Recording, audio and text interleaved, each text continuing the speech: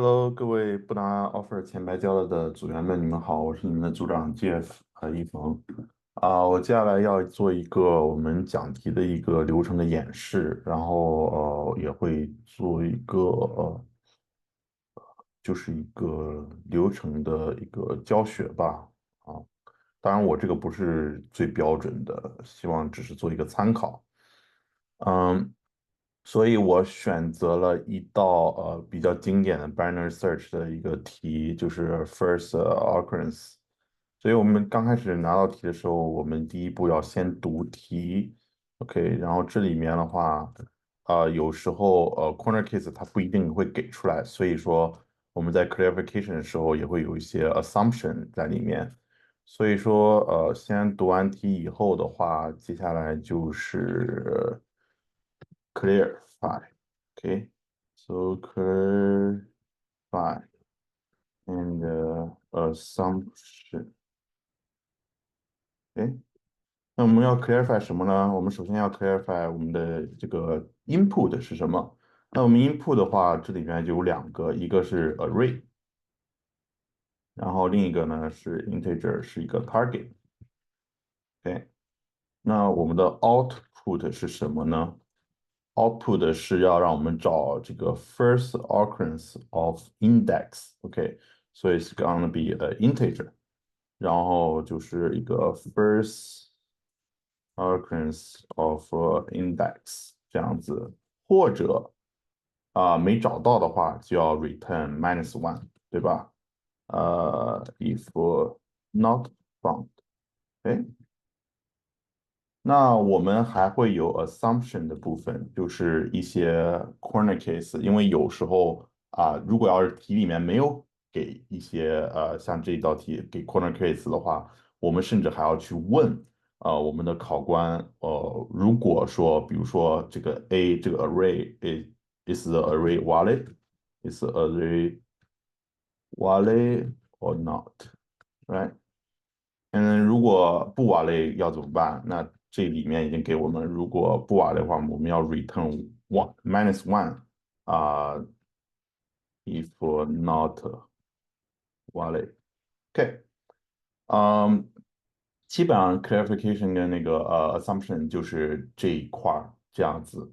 那做完以后的话，我们下一步是最重要的一步，也就是 solution 的环节。然后solution 的话，每个题当然都有很多 solution，有最简单、最暴力的，就是一个 iteration，是适用于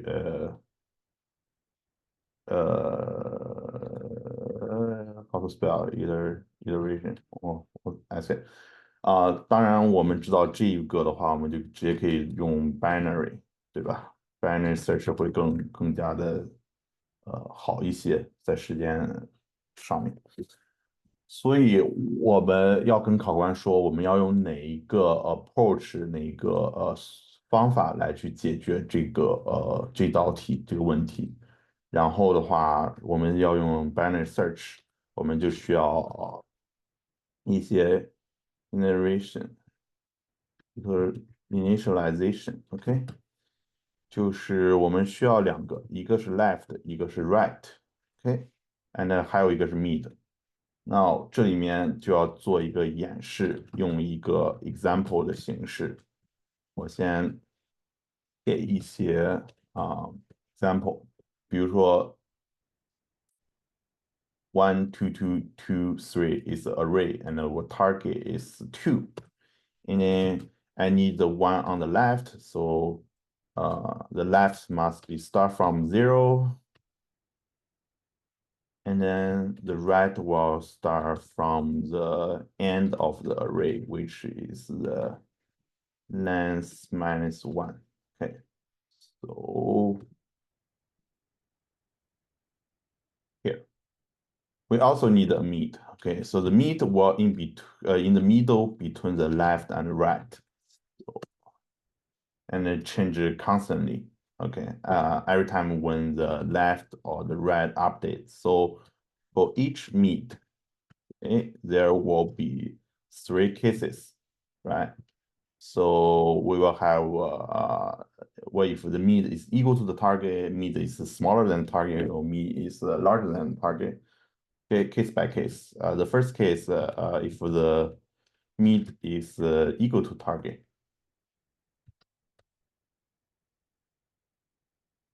And then since we need to find the first occurrence, so we are not too sure, even though the mid is equal to target, anything on the left may also have the element that's equal to the target. If that's true, then whatever that's equal to target on the left will be our final answer instead of the current mid.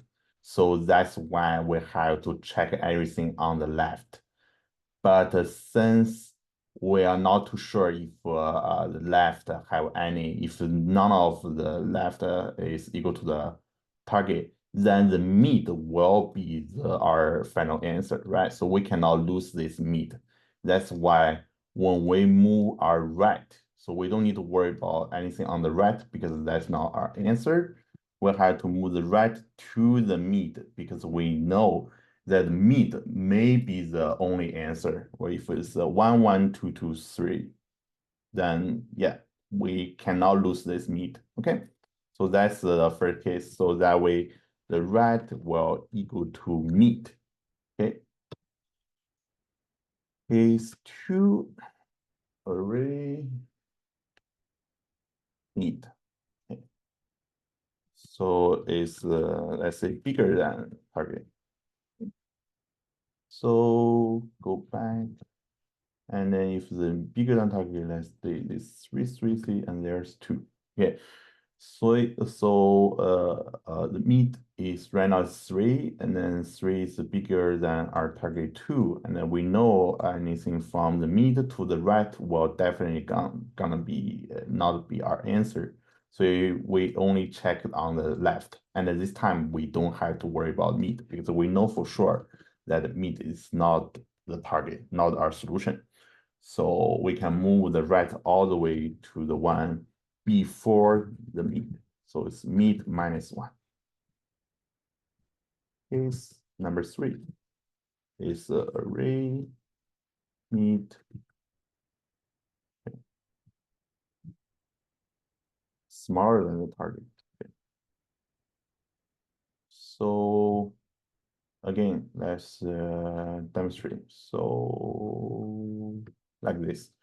So right now we have the mid equal to 1, which is smaller than the 2, and we know anything from the mid all the way to the left will definitely not be our answer.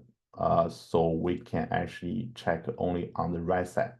So we're gonna move the left all the way to the after the mid, okay? Because we know the mid is for sure not our answer. So we don't need to include the mid. So that's left equal to mid plus 1, okay? So that's our 3 cases. And then for our while loop, we want to left the 2 elements for our post-processing. So once we have 2 elements left, then we will go outside of the loop and start to compare them. And then basically there are gonna be 2 cases, 4 cases. So let's do post processing. And then, so we have 2 elements, left and the right. And then there are gonna be 4 cases. Either the left gonna be the only one that's equal to the target, or the right that's gonna be the only one equal to the target, or both of them will be equal to the target, or none of them will be equal to the target. And since we need to find the first one, that's equal to the target. So we start from the left, okay? Then right. And then if both of them are not, then we will return -1, okay? And then what is the time complexity? So the time complexity is gonna be log n because we are using the binary search. Basically, we only look at the half of the current array from left to right. So every time we only look half of them. Okay, and then the space capacity is gonna be O1 because we actually didn't create any new actual space in our solution. So that's why the space capacity is O1.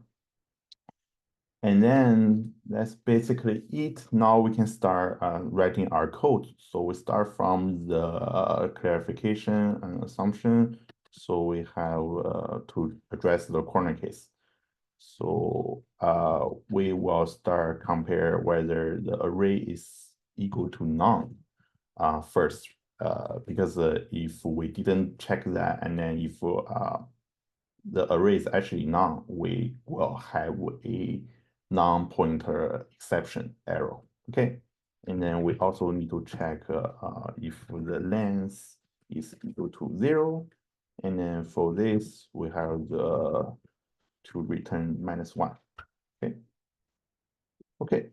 Now initialization. So we have left equal to 0, and then we have right equal to array length -1. Okay, and then we start our for loop. So since we need to find a leave 2 element for post processing, so we cannot do right -1, so that way we will just check the one before right. Okay, and then here we do start creating our meet. So the meet is gonna be always change it from left to right.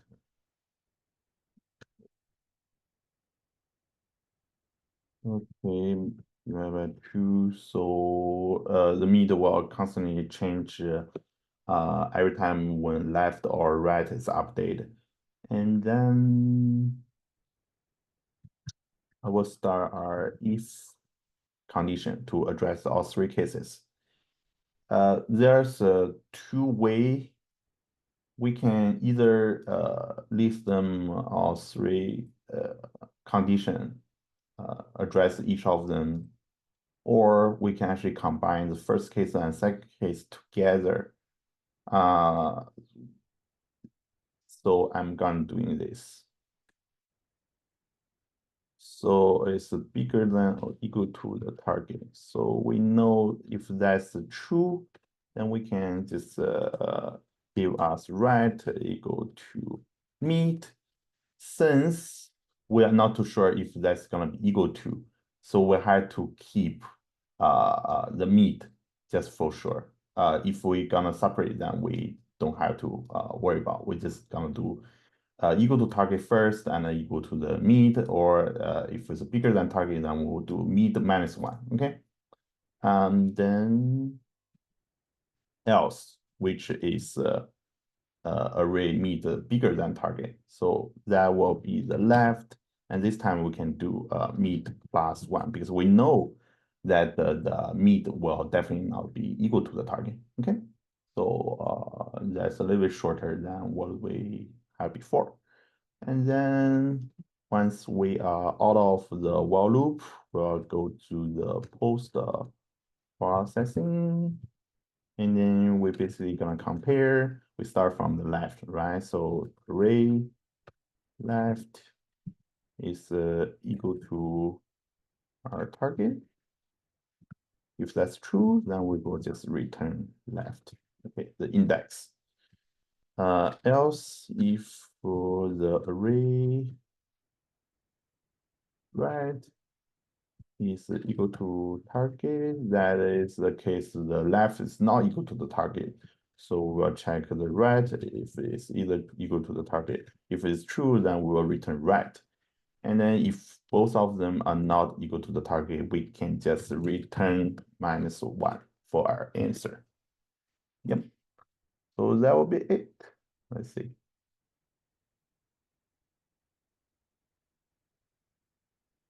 Okay. 所以这个就是我们大致的一个流程吧，讲题流程。所以说不建议一上来就刚开始就写题啊，尤其是刚开始的时候，我们先从这个讲题开始，然后把这些能写的都写出来，然后的话再开始我们这个写 code 的这个环节。因为有些题的话，如果时间特别就是它比较复杂一些的话，或者我们时间特别有限的话，如果我们讲题讲得好的话，其实题就算没完全写出来的话，我们分数也是特别高的。所以说，希望大家能从这个讲题开始练。刚开始的话，如果不是特别熟练的话，可能就先从一些 easy 的、比较熟悉的题、简单的题开始，然后练这个，主要是练流程、练过程，而不是这个写 code。OK，好，就这样啊，感谢大家。